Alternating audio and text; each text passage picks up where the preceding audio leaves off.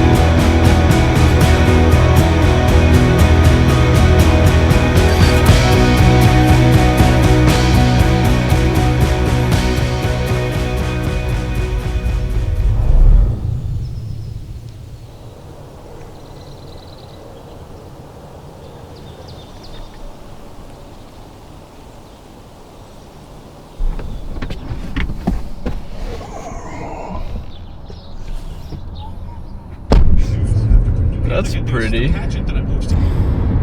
Hello and welcome. Today is a special edition of, I guess, the BuildWitt Leaders video series, program, whatever you call it. Today is day 2 of my week-long journey to visit smaller contractors to give you guys a look into what they do day to day and maybe even provide you with some of their insight and knowledge that they've learned along the way. So yesterday, as you may have seen, we visited Marty with Dirt Monkey Excavating in Wisconsin, and this morning we are with Snow of Snow Excavation out of Heber City, Utah. So we are just driving south out of Lehi right now. Of course, gonna stop by Starbucks because that's what I do, and then we're gonna head to the mountains to Heber City to visit 2 of their projects, hang out with Bridger for the morning, and see what they have going.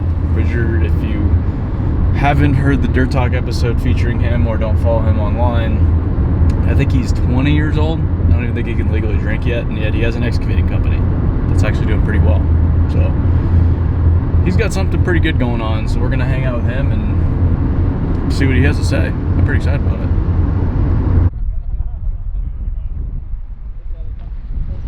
This is like a standing ovation or some shit. Fucked up job. This is.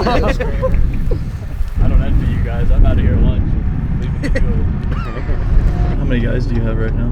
There's 5 of them, so there's 3 on this Daniel's job we're on, and I got 2 guys in Park City finishing asphalt right now. So yeah, Brandon, he's 28, so he's my oldest guy. Everybody else is like Trey's my age, so he's 20.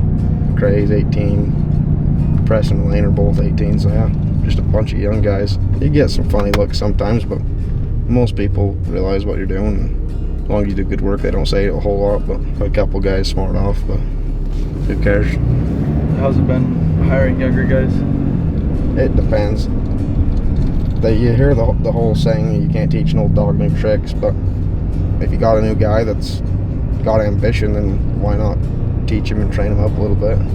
And I'm not the best teacher, definitely not even close. And been trying to do a lot better about, try to be more thorough on when I'm describing what needs to be done, and not just assume that they know what's going on. And we're all in it together, but training, I think, is the biggest thing. And I mean, my brother's been around it for ever, and he's running that other crew in Park City, and he's a smart kid, so we just kind of ground up. No matter what, you start at the bottom and just start with the basics and train is what we talked about that. We had a meeting about 3 weeks ago and just said, hey, like, from now on, no matter who they are or whatever, depending on their skill set, I mean, we just try to start at the basics, whether that be in basics in efficiency or safety or whatever, just common practice. Make sure that they know what it is, don't assume that they know what the common practice is, because a lot of time they don't, but they're not going to ask because they don't want to feel dumb, I think, a lot of times. And that's what I try to let them know, like, hey, if we got something that we don't know, then let's ask the question and we'll figure it out. So it's been pretty good. I wouldn't do it any other way, really. I got another older guy that's starting here in 2 weeks and a little more experience, and that's going to be great, I think, because that's kind of what we're lacking in some aspects, is just somebody with some age on them, a little more experience. But like, as a smaller contractor, how does that training actually play out?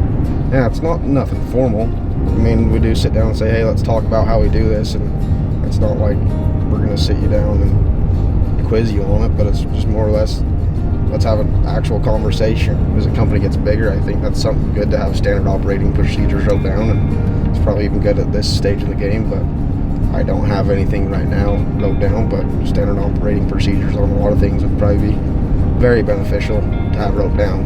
But it doesn't have to take a lot of time. No, it's just, and letting them know that you care about making sure they know what needs to go on, or that you care about every individual step, just so they make sure they take them steps, and you still produce a quality product. But I don't know a whole lot about training or anything, but that's kind of what we do, and it seemed to work so far. Definitely could be a lot better at it. I've got a lot to learn. And what do you wish you knew earlier on? a whole lot of things. The whole training thing, I think, I wish I would have took that a whole lot more serious going into it, and treating every guy as, an individual guy that actually has needs, as in knowledge, that needs to know something, and that's kind of my job to figure out what those needs are.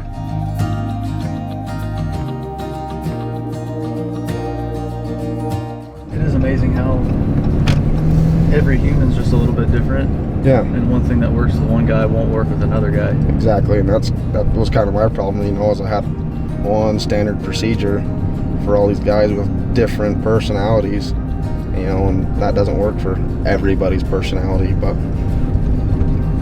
that's just part of the learning game, I guess. I've got plenty to learn, so I guess we'll just add that to my list.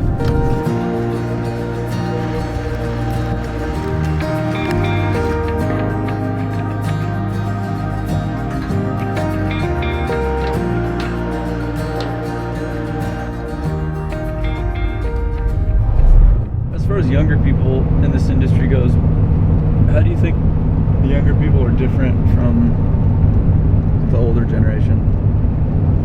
What do you think motivates these younger guys?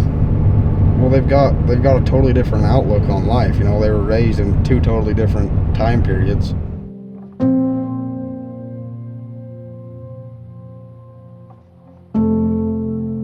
Technology's made it so people want something instantly, whether that be a leadership position, or I think it's made people think they have a lot more knowledge too, because you got it right at your fingertips. That's dangerous, I think, in some aspects, but unstoppable people is really what you're looking for too, is people that aren't going to take no for an answer.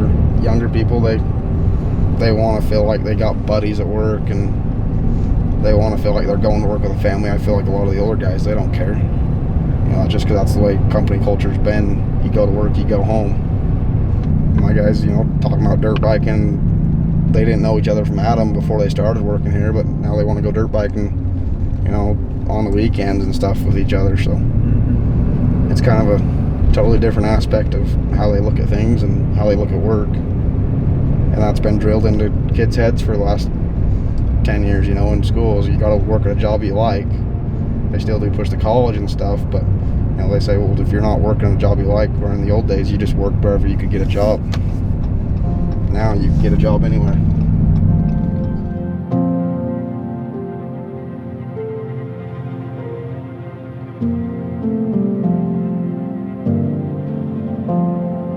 What kind of advice do you have for younger people starting out? Don't do what I did and try to, I feel like at some point times I've grown too rapidly, you know, because my workload, and that's a lot of the economy right now, is you got so much work in front of your face, and you're so ambitious, and you're like, just go eat everything and say yes to everything. And that's one thing. It's like that's kind of been my motto, is say yes to everything and find out a way to do it. But it's tough, you know. You're managing cash flow, and really the best thing I'd say is make sure if you can do the book side of dirt work, if you can master that, the other stuff will come, I think, easier. But that, for me, that's been the hardest thing, is mastering the bookwork side of things, whether that be accounting and, you know, and get systems set up. And that's one of my problems, you know, is getting systems set up. I mean, that probably applies to anybody in the industry, though. Like if you're a foreman or even an operator, like if you can understand the business and the money side of things, exactly, you'll be valuable to anybody. Yeah, and that's my biggest downfall, I think, is teaching my guys that side of things, because I'm lacking in that aspect of things, and that's kind of why I hired a bookkeeper and accountant 2 weeks ago, just because if you can't do that, then you can do the best work in the world, but if you can't do your books, then, and you see a lot of companies that do crappy work, yet they're still in business, so they must have somebody on the back end doing good books, is all I can say. I don't know. But what's the deal with social media? Does it help your business at all, or what are your thoughts there? There's guys on social media that are looking to a better job, or they're looking for a job in the construction industry, and social media really opens that door, you know, between the companies and an individual person. I think it's good. Sometimes I spend too much time on it, so I try to get off of it for a week or something. You don't got to be on it all the time. There's good people on there. I mean, I've met so many good people off social media. Yeah, there's a lot of knowledge in social media. There's a lot of knowledge floating around, I think, that's just out there that people are willing to share as a thing, you know, on social media, because you like to see construction equipment or whatever, and there's other people on there for the same reasons. But and with that, back to business. Yeah, well, see. Oh, back to horses out on the highway.